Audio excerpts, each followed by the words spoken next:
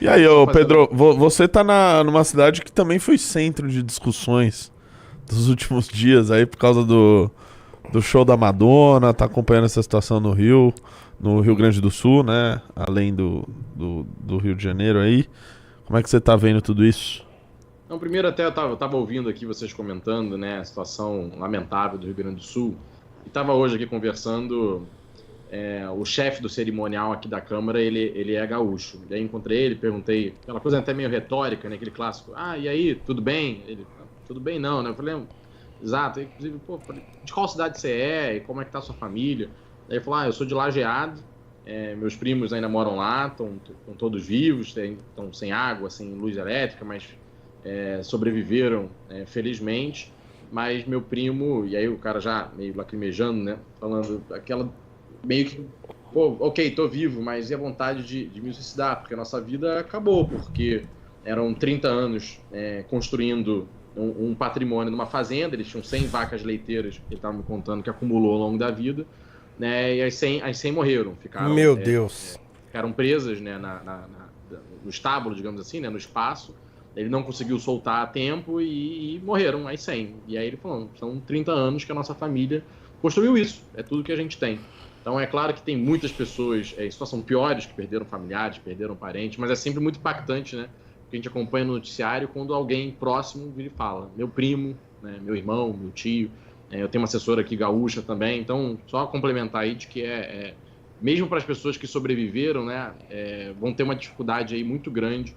O Rio Grande do Sul vai precisar de um grande esforço nacional depois, né, de tudo isso. Porque mesmo quando a água baixar, a produção agrícola, a produção industrial, o comércio, o varejo... Imagina, né? É uma pobreza que se arrasta, né? Porque a pessoa pode não ter morrido agora, mas se ela não tiver o que comer, né, o que trabalhar daqui a 1, 2, 3, 4 meses, o problema vai ser gigante. Então, o Brasil tem um compromisso agora com o Rio Grande do Sul.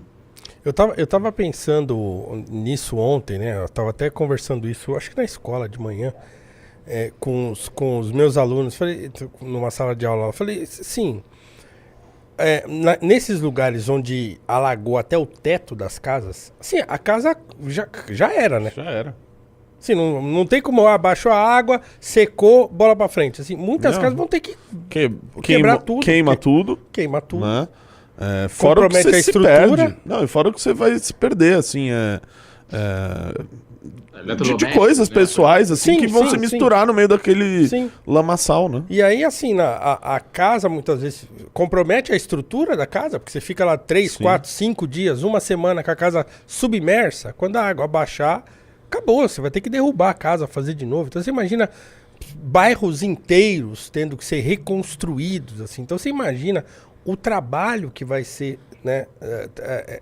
Tudo isso que precisa ser feito. E como o Renan estava falando numa live dele, né, de ontem, ele falando assim, ó. E não vai fazer, entendeu? Assim, o governo não vai fazer como tem que ser feito, do jeito que tem que ser feito, da maneira que se tem que fazer. Por quê? Porque a história nos mostra Sim. que nada é feito aqui como tem de ser feito. Então, imagina, né? Então a gente presenciando, né, Pedro, estava comentando aqui, porque aí a burocracia começa a travar o trabalho das pessoas, né? O que aconteceu lá, que era uma espécie de Dunkirk ao contrário, né? Enquanto lá naquela situação lá da França, né, que os caras estavam presos lá pelos alemães, e aí os civis atravessaram de barco de pesca para resgatar os soldados lá na Segunda Guerra, lá em Dunkirk. Aqui estava o contrário. Então o próprio Estado estava impedindo os caras de entrar na água com seus barcos para poder salvar as pessoas. Então você imagina o nível de burocracia. Eu vi um vídeo hoje de um médico que tem uma clínica, e aí acabou a água, ele estava com a clínica aberta lá, ajudando as pessoas e tal.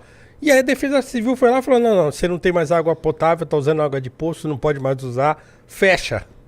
E fizeram o cara fechar a clínica dele. Falaram, não dá pra deixar aberto porque você não tem água potável. Então, se tá usando água de poço, pode ser complicado.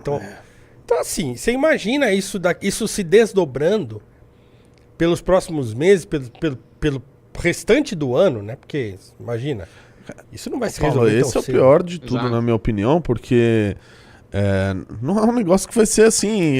Não foi a chuva que caiu semana passada e a enchente vai diminuir, a gente vai começar a ter esse problema de discutir a reconstrução. Não, é um negócio que assim, você vê pelos índices meteorológicos, essa semana ainda vai chover muito no Rio Grande do Sul. Na próxima também. É coisa da gente falar que talvez aquelas enchentes que a gente tá vendo nas imagens só vão terminar daqui, cara, umas 2, 3 semanas. É o que tá se falando por aí. Né? Então, é um problema que vai durar por muito tempo. E até, Renato, complementar essa questão, eu estava lendo sobre, né, por que a água não vai baixar. Por exemplo, na região de Porto Alegre, né, toda a água acumulada no interior do estado, ela vai descendo para a orla do Guaíba, para o lago, rio, Guaíba. Né? Então, ainda que não chova na região metropolitana de Porto Alegre, essa região metropolitana continuará recebendo água das chuvas do interior. Então, mesmo não chovendo, a água não desce. Né? E esse problema que vai ser o grande esforço que o Paulo trouxe, né, do esforço nacional, das pessoas na época lá da Segunda Guerra, ajudando a população. Né? E eu tive a oportunidade, a convite do governo do Japão, ir ao país, o mesmo programa que o Kim foi, né, e eu visitei a cidade de Fukushima, onde teve o acidente nuclear. Sim. E aí lá eles explicaram que depois que teve o acidente nuclear, a visão que o Japão, país, teve foi: nós, Japão, país, nós japoneses, temos um compromisso com a cidade e a região desse acidente, porque essa região produzia, né, energia nuclear para todo o país, e quando teve o desastre, né, só eles vão pagar a conta. Não, o país inteiro, toda a população vai ajudar. E aí, por exemplo, tudo que era produzido na região pagava menos ou zero imposto. Né? Era realmente um esforço nacional até, né, que aquela cidade, aquela região voltasse a estar estável. Então, no caso do Rio Grande do Sul, que a gente fala, o Renato trouxe bem, né, de que não é uma chuvinha, você tem ali cadeias logísticas que são quebradas. Essas 100 vacas, por exemplo, 100 vacas leiteiras, né, que eu disse que morreram. Além delas em si, né, são meses, anos de produção de leite, né, que somem. Ou seja, esse ano haveria uma produção de leite, ano que vem uma produção de leite, outro ano uma produção de leite. Sim. Então, toda essa produção de leite, ovos, né, o Rio Grande do Sul é um estado muito forte na produção agrícola, mas industrial, toda ela, né, que ajudava toda a nação. Né, boa parte dos produtos que eu compro no supermercado aqui no Rio de Janeiro, que vocês compram em São Paulo, que cada um compra nas suas cidades, são de produtos que vêm do Rio Grande do Sul.